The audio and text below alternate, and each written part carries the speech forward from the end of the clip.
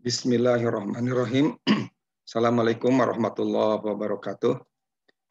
Kita lanjutkan pertemuan mata kuliah pengantar ilmu ekonomi makro kali ini yang akan membahas tentang konsep dan indikator pembangunan. Bicara tentang pembangunan, dipahami ada konsep pembangunan yang merupakan proses jangka panjang, di mana di dalamnya, dalam konteks proses jangka panjang ini untuk meningkatkan pendapatan nasional. Dengan proses di dalamnya ada hubungan kausalitas atau sebab akibat antara berbagai aspek ekonomi dan non-ekonomi. Di sisi lain, proses pembangunan secara fundamental ditentukan oleh aspek non-ekonomi, meskipun muaranya adalah tetap aspek ekonomi. Begitupun pentingnya pembangunan sosial, diwujudkan dalam pembangunan pendidikan dan kesehatan sebagai unsur pembangunan dari sisi sumber daya manusia. Dalam konteks jangka panjang diperkirakan akan membutuhkan waktu paling tidak 2 dasawarsa, bukan dalam waktu yang pendek. Dan untuk jangka menengah sekitar 5 tahunan. Proses ini secara kumulatif menunjang pertumbuhan pembangunan berkelanjutan atau diistilahkan sustain secular trend daripada cyclical.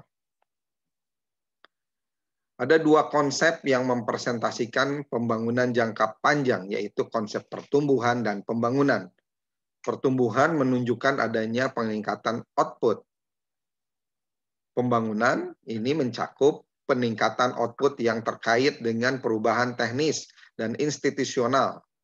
Jadi pembangunan lebih luas daripada pertumbuhan itu sendiri.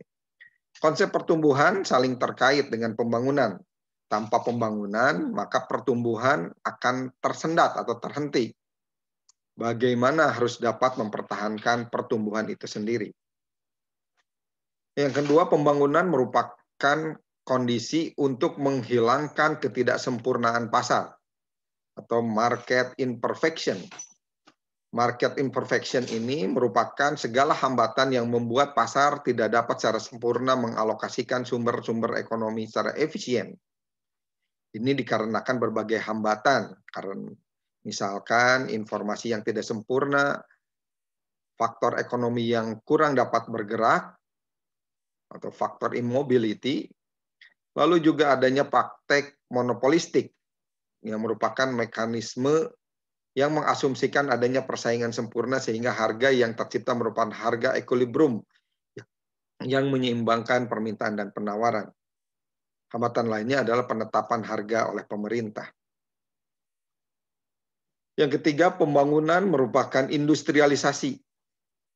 Ini merupakan upaya untuk mengatasi ciri-ciri pokok dari perekonomian yang terbelakang, di mana terdapat ketergantungan pada produksi bahan primer atau pertanian, sehingga dianggap bahwa pembangunan adalah industrialisasi. Biasanya merujuk pada negara maju yang umumnya merupakan negara industri.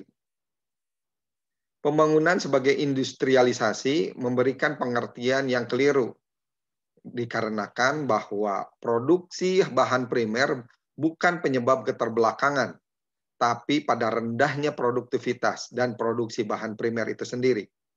Pertanian bukan faktor penyebab, tapi merupakan faktor asosiatif yang ada hubungannya ya dari keterbelakangan dan adanya praktek monopolistik. Pembangunan juga menjadi terlalu sempit bila hanya dikaitkan dengan beberapa jenis industri saja. Jadi harus dikaitkan dengan sektor-sektor ekonomi lainnya dan juga faktor non-ekonomi. Ada 2 perbandingan dari arti kata pembangunan itu sendiri. Definisi pertama merupakan hubungan kausatif ya, yang menekankan pada kondisi non-ekonomi, di mana di dalamnya memperhatikan perubahan struktural dan memperhatikan pembangunan serta pertumbuhan sebagai proses keseluruhan. Yang kedua, definisi pembangunan berkaitan dengan adanya pemahaman hubungan kausatif yang fokus pada aspek ekonomi dengan memperhatikan perubahan marginal, juga mementingkan pada pertumbuhan. Yang ketiga, hubungannya asosiatif, hubungan biasa saja. Nah, ini sedikit flashback tahun-tahun perjalanan pembangunan di Indonesia dari mulai 1988, fokus pada bidang ekonomi, pertanian industri, agama dan kepercayaan, bidang sosial budaya, politik dan hukum. Merangkak tahun 1993, bidang ekonomi, pembangunannya juga masih berkaitan pertanian dan industri, bidang kesejahteraan rakyat, pendidikan dan budaya, bidang agama dan kepercayaan, bidang iptek, ya, hukum, bidang politik, aparatur negara, penerangan, komunikasi, dan media massa, juga bidang hukum selanjutnya. Lalu pasca reformasi 1999, pembangunan yang terpusat dan tidak merata selama ini hanya mengutamakan kehidupan ekonomi, tidak diimbangi dengan kehidupan sosial, ekonomi yang demokratis dan berkeadilan. Nah, sehingga jadi pertanyaan bagaimana kita selanjutnya? Ada beberapa konsep pembangunan. Yang pertama, konsep ekonomi makro, di mana hasil akhir pembangunan adalah pertumbuhan ekonomi. Selanjutnya, pendapatan nasional sebagai ukuran dan hal lain yang perlu diperhatikan berkaitan yang kedua yaitu kependudukan. Laju pertumbuhan besar, di dalamnya ada kesempatan kerja besar. Sementara kesempatan kerja terbatas. Dan ini merupakan indikator dari adanya tingkat kemiskinan. Selanjutnya transisi demografi, adanya pertumbuhan stagnan, di mana kelahiran dan kematian tinggi, pertumbuhan cepat, kelahiran tinggi, kematian rendah, pertumbuhan stabil, kelahiran rendah, kematian pun rendah. Lalu yang keempat, struktur umur. Ada istilah dependensi rasio, di mana penduduk ini merupakan penduduk di bawah umur 15 tahun dengan penduduk usia kerja yang sangat besar di negara sedang berkembang.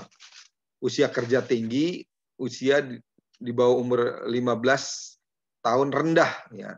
Biasanya ada di negara maju. Usia di bawah 15 tahun tinggi, di mana angka kelahiran turun, pertumbuhan penduduk juga tetap tinggi. Konsep pembangunan selanjutnya dengan memperhatikan pengangguran. Pengangguran terbuka, di dalamnya tenaga sukarela yang tidak bekerja walaupun mempunyai keterampilan. Lalu juga tenaga bukan sukarela yang mau bekerja tapi tidak ada kesempatan kerja. Under employment ini merupakan pekerja bangunan yang bekerja pada waktu tertentu. Disguised underemployment merupakan angkatan kerja yang hasil kerjanya kurang dari jam kerja. Selanjutnya, kemiskinan. Ada kemiskinan absolut, di mana penduduk yang tingkat kesejahteraannya berada di bawah garis kemiskinan. Konsep garis kemiskinan dihitung dari jumlah penghasilan minimum untuk dapat sekedar bertahan dalam hidup. Dan ada juga istilah kemiskinan relatif. Selanjutnya kita lihat bagaimana indikator pembangunan. Ditandai dengan pendapatan per kapita penduduknya, pertumbuhan ekonomi yang merupakan pertumbuhan ekonomi tinggi akan semakin besar serapan tenaga kerjanya. Lalu juga memperhatikan indikator laju inflasi, di mana di dalamnya terjadi kenaikan harga dan jasa. Ini merupakan parameter dari indeks harga konsumen. Lalu juga indikator selanjutnya surplus ataupun defisit APBN dan juga PDB atau produk domestik bruto. Yang kelima, pertumbuhan ekonomi. Di dalamnya ada sumbangan konsumsi, sumbangan investasi, dan pertumbuhan ekonomi itu sendiri. Lalu yang keenam indikatornya adalah investasi dan pembiayaan. Dengan menghitung rasio investasi terhadap PDB, peranan investasi dunia usaha dan peranan dana luar negeri. yang diharapkan menurun. Yang ketujuh, distribusi PDB.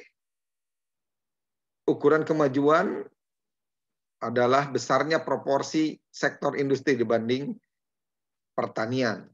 Lalu juga distribusi kesempatan kerja, sektor pertanian dan sektor industri. Biasanya proporsi industri lebih besar. Selanjutnya kita lihat indikator pembangunan non-ekonomi, bidang hukum dengan meningkatnya peran dan fungsi program legislasi nasional. Lalu meningkatnya jumlah tenaga perancang perundang-undangan yang berkualitas. Bidang sosial budaya, meningkatnya keluarga yang menggunakan WC atau jamban yang sehat, meningkatnya keluarga yang menggunakan air bersih. Lalu meningkatnya tempat pengelolaan makanan sehat, meningkatnya keluarga yang menghuni rumah sehat. Di bidang politik, terwujudnya berbagai jenis fasilitas sosialisasi politik dan komunitas politik, meningkatnya budaya politik dan demokratisasi, serta meningkatnya jumlah tenaga perancang perundang-undangan yang berkualitas. Selanjutnya kita lihat indikator pembangunan gabungan. Menurut UNDP, indikator ini berupa harapan hidup minimal 25 tahun dan maksimal 85 tahun dengan tingkat melek huruf dewasa 0 sampai 100%, angka partisipasi sekolah 0 sampai 100% dan pendapatan domestik bruto ya. Produk domestik bruto per kapita. Nah, ada beberapa masalah pembangunan.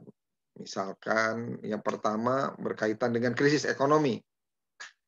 Indonesia belum mencapai industrialisasi di mana di dalamnya terjadi krisis ekonomi Asia yang tentunya menular ke Indonesia. Basis produksi yang mengandalkan industri besar dan kurang terkait dengan usaha kecil dan menengah. Lalu perlu adanya reformasi yang sistemik pada tatanan ekonomi dan politik.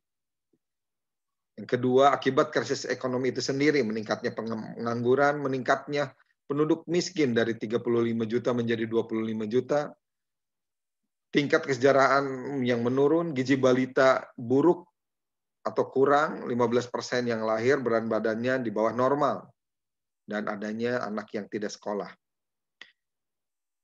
Lalu bagaimana kriteria miskin? Nah, ini didefinisikan dengan luas lantai rumah di bawah 8 meter per anggota. Lantainya masih tanah, air bersih tidak ada, jamban tidak ada, kursi tamu tidak ada, lauk pauk tidak bervariasi, dan tidak mampu membeli satu setel pakaian per tahun. Sehingga kita lihat bagaimana alur proses pembangunan di masyarakat itu sendiri. Nah, ada kebijakan regulasi, ya, fasilitas kebijakan regulasi yang tentunya dijadikan tools oleh pemerintah untuk membangun masyarakat dengan berkoordinasi dengan sektor lain atau sektor swasta, yang tentunya ini juga harus dilakukan dengan koordinasi atau kerjasama berbagai institusi, baik tokoh agama maupun tokoh masyarakat atau juga tokoh adat ya. Toma, toga, atau toda.